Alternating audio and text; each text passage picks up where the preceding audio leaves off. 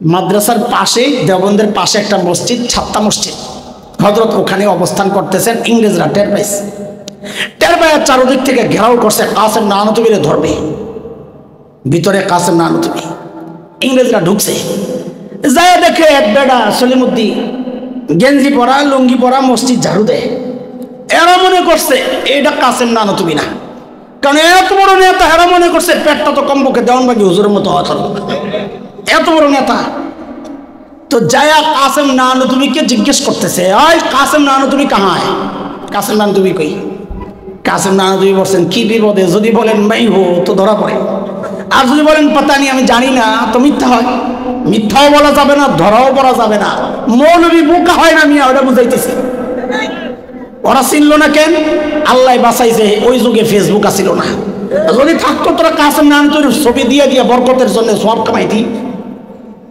আর কত বড় বড় দেখতে কটা লাইক করছে। আল্লাহ বাঁচাইছে, ওই জন্য কাসেম নানতুবি ওই জন্য ওই দিন ধরা পড়েন নাই। ইংরেজরা কাসেম নানতুবি কাহা হয়? আল্লাহ আমাদের বড়রা কি বিচক্ষণ, যেখানে দাঁড়ায় ছিলেন হযরত কাসেম নানতুবি ওই জায়গা থেকে একটু সামনে দিয়ে গেছেন বা ডাইনে বামে সরছেন, তাহলে আগের জায়গাটা ফাঁকা হয়েছে না? কথা বলেন, আগের জায়গাটা ফাঁকা হয়েছে। যে জিজ্ঞেস করছে কাসেম নানতুবি কাহা, এমন একটা ভাব লইছে যে বুঝতে একটু দেরি হয়েছে। একটু এদিকে আইসা তো বলতেছে, হ্যাঁ কে আবার কাসেম নানতুবি? ও আচ্ছা, ও তো আগে হাতে, তো একটু আগে এখানে ছিল। কথা তো মিশে না, একটু আগে তো এখানেই ছিল, এখন তো শহীদ এই জায়গায় আইছে। ইংরেজরা মনে করছে একটু আগে এখানে ছিল, এখন বুঝি পালায় গেছে। হাই রে বল মাস্টার সেটা কেন? আবু লাহাব যখন বললেন তাব্বাল্লাক আলিহাযা জামাতানা, ও মুহাম্মদ তুমি ধ্বংস হও, এই জন্য বুঝি আমাদেরকে জমা করেছ। আল্লাহ তাআলা এই জায়গায় চুপ থাকেন নাই, কারণ নবীর বিরুদ্ধে বললে চুপ থাকা যায় না মুসলমান। কথা বলেন, কথা বলেন। নবীর বিরুদ্ধে কেউ বললে চুপ থাকা যায় না, মুসলমান চুপ থাকতে পারে না। আমরা আমাদের স্পষ্ট কথা, আমরা অনেকেই রাজনীতি করি না, কিন্তু এক জায়গায় এই জায়গায় আমরা চুপ থাকি না, কোনো সময় থাকি নাই, থাকবো না। বাংলাদেশে যদি কেউ আল্লাহর নবীকে নিয়ে কটাক্ষ করে, আমি আহসান জামিল বলতেছি আমার কথা, কারোর দায়িত্ব আমি নেব না, আমি আমারটা বলতেছি। দেশের আইন আদালত কি করবে, আমার পরিণাম কি হবে, আমার ওটা চিন্তা নাই। আল্লাহর কসম, আল্লাহর কসম, আমার নবীকে যদি আমার সামনে কেউ গালি দেয়, আল্লাহর কসম আমি ওর কল্লাটা ফালাইয়া দিব। কসম খোদা, এই জায়গা আপোষ করা যাবে না। কথা বলেন, কথা বলেন। যুবক একটা কথা জানতে চাই, নবীর দুশমনদের বিরুদ্ধে যদি যুদ্ধ করতে হয়, কল্লা দিতে হয়, রক্ত দিতে হয়, কে কে রক্ত দিতে প্রস্তুত? আল্লাহ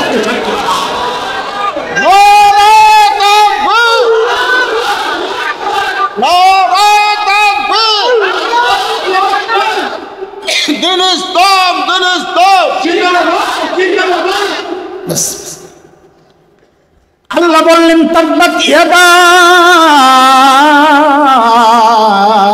আবি লাহাবিন ওয়া তাব। আবু লাহাব তেমন নবীর কাছে ধ্বংস হবে, আর তুই ধ্বংস দিবি বেটা। ওলামাদের বিরুদ্ধে যারা মুখ খুলে কসম আল্লাহ, একটাও আসবে না, সবগুলো ধ্বংস নিবার্য ইনশাআল্লাহ। নবী তো নাই, নবীর ওয়ারিসরা আছে। আবু লাহাবও নাই, সূরাতও আছে। বুঝা গেল কিয়ামত পর্যন্ত আবু লাহাব আসবে, নাম পাল্টাবে। আবু লাহাব তো এমন ডরাইছে, মোহে মোহে সাফাবাজি যাই করে, ভিতর শুকায়া শেষ। অনেক পর বদরের যুদ্ধের ডাক পড়ছে। আবু জাহেল কয়, দোস্ত রেডিও, তাড়াতাড়ি যাওয়া লাগবো, আমগো সব সম্পদ আটকায় দিব মোহাম্মদ। আবু সুফিয়ান খবর পাঠাইছে। আবু লাহাব কয়, দোস্ত আপনি যান, আমি যাবো না। কি জন্য যাবেন না? কোন মোহাম্মদ কইছে আমি ধ্বংস, আমি মক্কা থেকে বাইরে, আমার খবর আছে। রাজি হয় না পাগলা, আমি যাবো না। তারপরে আবু লাহাব, আবু জাহেল কয়, দোস্ত এটা ইজ্জতের ব্যাপার, বুখারীতে রিওয়ায়াত আসছে, ইজ্জতের ব্যাপার, মানুষ কইব কি, নেতায় যায় না। না না, একটা ওজোর তো দেখান যায়।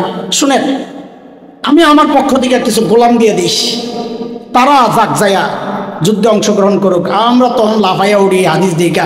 আরে এই সিস্টেম বিরিয়ানির পুটলা হাতে ধরাই দিয়ে মিছিলে পাঠাইছে, এটা আবুল হাব থেকে শিখছে। বুঝেন না এই কথা? আরে কথা বুঝেন না আপনারা? কিছু কথা আল্লাহ যারে কইছে তুই ধ্বংস হবি, হ্যাঁ মক্কা থেকে না বাইরে বুঝি বেঁচে যাব? কি কোন আপনারা? যার ধ্বংস আল্লাহ চেয়েছেন তাকে রোখার ক্ষমতা কারো আছে? বদরের যুদ্ধের পর থেকে যখন আসছে সবাই, নেতা তো সব ময়রা সাফা, সব নেতা ময়রা সাফা। আবু লাহাব বদরের 5 দিন কি 6 দিন কয়েকটা বক্তব্য আসছে, গলার মধ্যে এমন রোগ হয়েছে, প্লেগ ফোড়া, ব্যথায় অস্থির হয়ে মারাই গেল, শরীর থেকে দুর্গন্ধ বেরিয়েছে, পয়সা শেষ। অথচ এই আবু লাহাব হাতরে হাতরে বলতো, কি খবর? মোহাম্মদ যে কইছে তোরা ধ্বংস হবি, তোরা কিছু হয় না দিত, কি খবর কি? আর কইতো যদি আযাব আসে আমার সন্তান এটা রুখবে, আমার কর্মী আছে, টাকা আছে, টাকা টাকা দিয়ে রুখা দিব। আল্লাহ জবাবে কি বলে? আর মিলাইবা আর শুনতে থাকবা। আল্লাহ জবাবে কি বলেন? মা আগনা আনহু মালুহু ওয়া মা কাসাব। পতন যদি চলে আসে তোর মাল তোরে বাঁচাইতে পারবে না, তোর সম্পদ তোকে বাঁচাতে পারবে না।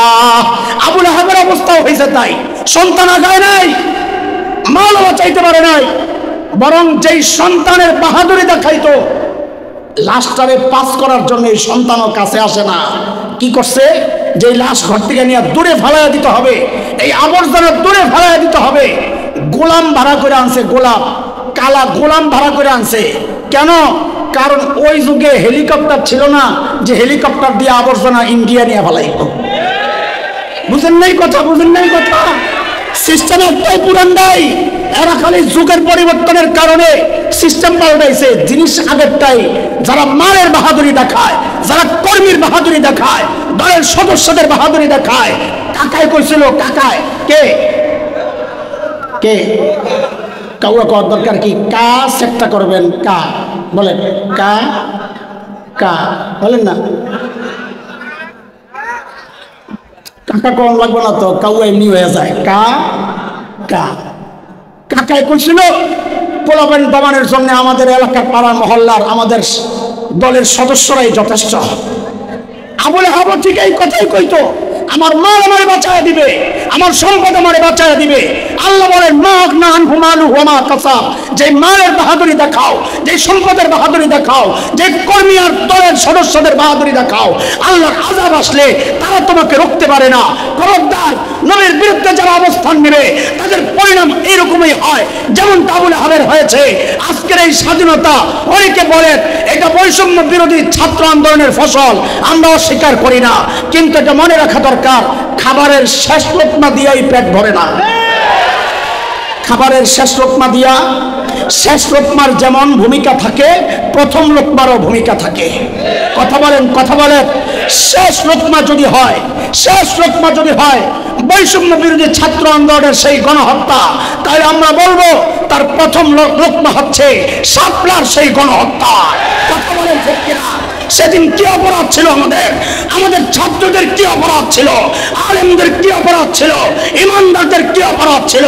নবীর ইজ্জত রক্ষা করার জন্য তারা ময়দানে নেমেছিল, নবীর ইজ্জত সমুন্নত করার জন্য তারা ময়দানে নেমেছিল।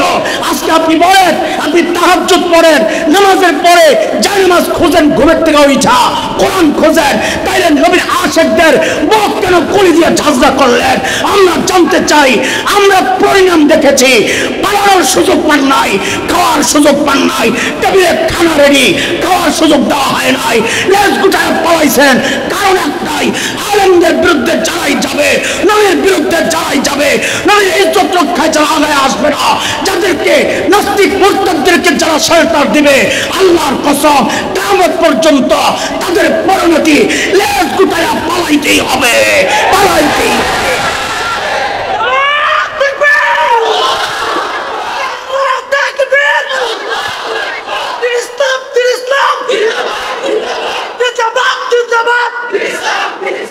আবু লাহাব তুই তো যাবি যাবি লগে তোর ম্যাডামও যাইব। সোজা তর্জমা করলাম আমি এই ব্যাখ্যায় যাব না, কারণ হাম্মালাতুল হাতাবের ব্যাখ্যাটা একটু জানা দরকার। সবগুলো আয়াতের ব্যাখ্যা দিয়ে এক একটা রাত লাগায় লাগায় দিতে পারতাম তো আমার মনটা একটু ইতমিনান হইত, কিন্তু ওই গড়ি আমার তাড়াতাড়ি শেষ করে রাখে।